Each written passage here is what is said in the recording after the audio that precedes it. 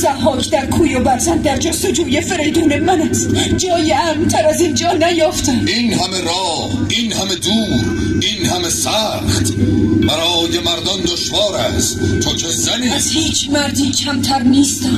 معلوم است که فرزندت را بسیار دوست می‌داری. کدام مادر است که چنین نباشد؟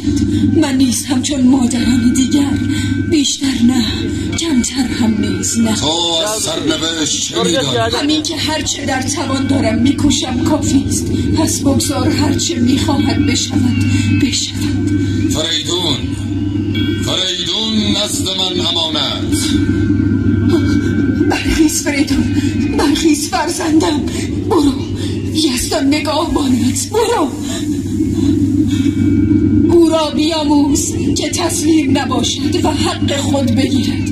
او را بیاموز که سرخم نکند در مقابل بیداد. او را بیاموز که نان بازوی خویش خورد، به کسی آزار نرساند و داد و عدل و مهر ورزیدی کند. خواهم آموخت. کافی است. همین ها کافی است.